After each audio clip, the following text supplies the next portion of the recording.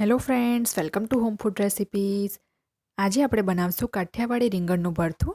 આ રીંગણનું ભરથું તમે લંચ કે ડિનરમાં બનાવીને બાજરીનો રોટલો કે જવારનો રોટલો કે પછી ભાખરી સાથે ખાઈ શકો છો. આ રીંગણનું ભરથું બનાવવું ખૂબ જ સરળ છે અને ખાવામાં એ સ્પાઇસી અને થોડુંક ચટપટું હોય છે. શિયાળામાં આ રીંગણનું ભરથું ખાવાની તો મજા જ કંઈક ઓર હોય છે. અને આનાથી પહેલાં પણ મેં એક રીંગણના ભરથાની રેસીપી ચેનલ ઉપર અપલોડ કરેલી છે. એની લિંક હું નીચે ડિસ્ક્રિપ્શનમાં આપી દઈશ. તો ચલો રીંગણનું ભરથું બનાવવાનું શરૂ કરીએ. રીંગણનું ભરથું બનાવવા માટે મેં અહીંયા 2 મીડિયમ સાઇઝના રીંગણ લીધા છે અને એને મેં સારી રીતે ધોઈને લૂછી લીધા છે. રીંગણ આપણે એકદમ કડક નથી લેવાના, થોડાક સોફ્ટ રીંગણ લઈશું તો એમાં બિયા ઓછા હોય છે. હવે આપણે એને સરસ રીતે આ રીતે તેલ લગાવીને ગ્રીસ કરી લેવાનું છે. આ રીતે આપણે તેલ લગાવીને રીંગણને શેકીશું તો રીંગણ એકદમ જલ્દી શેકાઈને તૈયાર થઈ જશે. આજે આપણે આ રીંગણને ગેસ પર નહીં પણ ચૂલા ઉપર શેકીશું. રીંગણને શેકવા પહેલાં આપણે એને રૂમ ટેમ્પરેચર પર આવવા દેવાના છે. જો તમે રીંગણને ફ્રીજમાં મૂક્યા હોય તો એને બહાર કાઢીને તરત જ આપણે એને નહીં શેકીએ. રૂમ ટેમ્પરેચર પર આવે એ પછી આપણે એને શેકીશું. બંને રીંગણ મળીને ટોટલ 550 ગ્રામ જેટલા રીંગણ છે.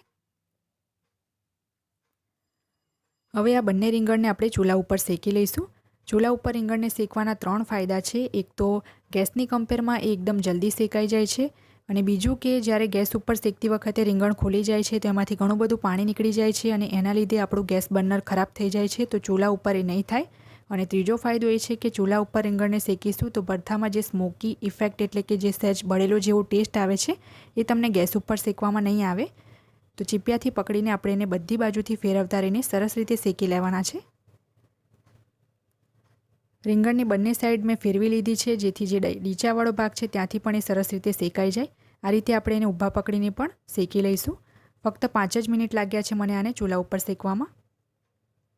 બંને રીંગણ શેકાઈ ગયા તો મેં એને એક પ્લેટ ઉપર લઈ લીધા હતા અને અત્યારે આ ખૂબ જ ગરમ છે. જ્યારે થોડાક ઠંડા થઈ જાય તો આપણે આ રીતે એની સ્કિનને રિમૂવ કરી લેવાની છે.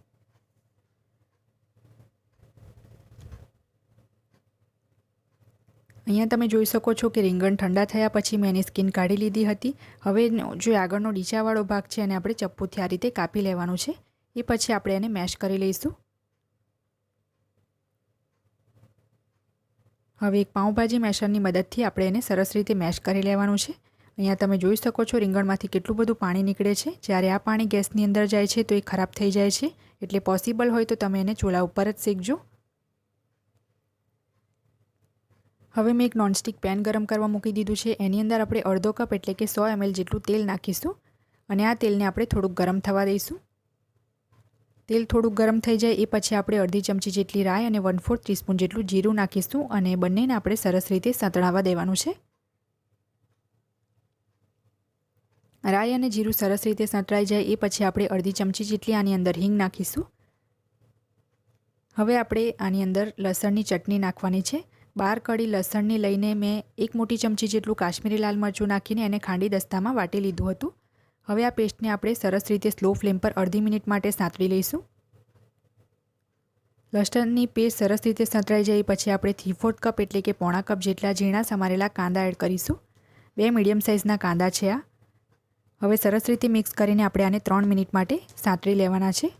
જો તમારે આદુ કે મરચાંની પેસ્ટ એડ કરવી હોય તો તમે લસણની સાથે જ એડ કરી શકો છો. કાંદા 3 મિનિટ સંતળાયા એ પછી આપણે આની અંદર પોણો કપ એટલે કે 2 મીડિયમ સાઇઝના ટામેટાં એડ કરી દઈશું ઝીણા સમારેલા. અને સરસ રીતે મિક્સ કરીને ટામેટાને પણ આપણે 3 થી 4 મિનિટ માટે કૂક થવા દઈશું. ટામેટાં એડ કર્યા પછી તરત જ આપણે આની અંદર અડધી મોટી ચમચી એટલે કે હાફ ટેબલ સ્પૂન મીઠું નાખી દઈશું જેથી ટામેટાં જે છે એ જલ્દી ચડી જાય. રીંગણના ભાગનું પણ મેં મીઠું હમણાં જ નાખી દીધું છે.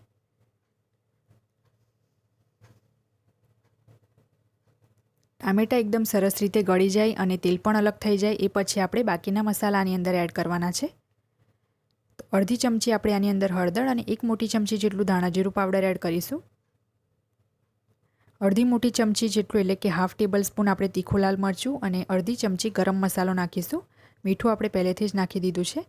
હવે સરસ રીતે મિક્સ કરીને આ મસાલાને પણ 1 મિનિટ સ્લો ફ્લેમ પર આપણે સાંતળી લઈશું.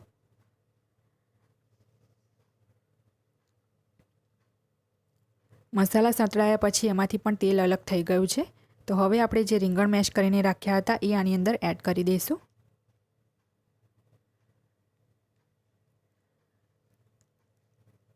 હવે બધું જ આપણે સરસ રીતે મિક્સ કરીને આની ઉપર ઢાંકણું ઢાંકીને સ્લો ટુ મીડિયમ ફ્લેમ ઉપર 3 થી 4 મિનિટ માટે કૂક કરવાનું છે. બધા જ મસાલા અને રીંગણ બધું જ શેકેલું જ છે એટલે આપણે હવે વધારે કૂક કરવાની જરૂર નહીં પડે. તો સરસ રીતે તમારે આને મિક્સ કરી લેવાનું છે. અને આ ભરથું તમે એક વખત ચોક્કસ ટ્રાય કરજો, એ ખૂબ જ ટેસ્ટી લાગશે ખાવામાં. અને મીઠું તમારે એક વખત ચાખી લેવાનું છે, જો ઓછું લાગે તો તમે તમારા સ્વાદ મુજબ એડ કરી શકો છો. હવે આની ઉપર આપણે ઢાંકણું ઢાંકી દઈશું. વચ્ચે એક વખત એને ખોલીને મિક્સ કરી લઈશું જેથી ચોંટે નહીં. 3 મિનિટ કૂક કર્યા પછી આપણે આની અંદર અડધો કપ જેટલા લીલા કાંદા નાખી દેવાના છે, ઝીણા સમારેલા.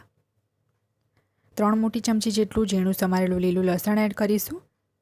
અને છેલ્લે આપણે આની અંદર 2 મોટી ચમચી જેટલા ઝીણા સમારેલા લીલા ધાણા એડ કરી દઈશું. હવે બધું આપણે સરસ રીતે મિક્સ કરીને આને ખુલ્લું રાખીને 1 થી 2 મિનિટ માટે કૂક થવા દઈશું. હવે આપણે આને ઢાંકવાની જરૂર નથી.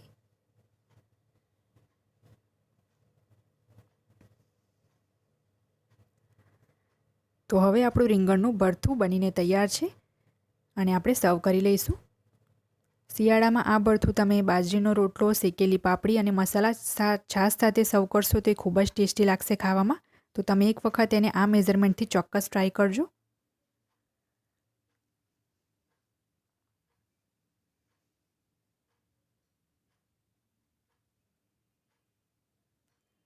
ફ્રેન્ડ્સ, આપણું કાઠિયાવાડી રીંગણનું ભરથું બનીને તૈયાર છે. જો તમને મારી આજની આ રેસીપી પસંદ આવી હોય તો મારા વિડીયોને લાઇક અને શેર કરી ચેનલને સબસ્ક્રાઇબ કરવાનું ના ભૂલતા. સબસ્ક્રાઇબ બટનની બાજુમાં જે બેલ આઇકન છે એને પણ દબાવજો જેથી તમને મારા દરેક નવા વિડીયોની નોટિફિકેશન મળતી રહે. જો તમારે મારી આ જ રેસીપી હિન્દીમાં જોવી હોય તો એની પણ મેં લિંક નીચે ડિસ્ક્રિપ્શન બોક્સમાં આપી દીધી છે. તો મળીએ નેક્સ્ટ વિડીયોમાં. ત્યાં સુધી આવજો.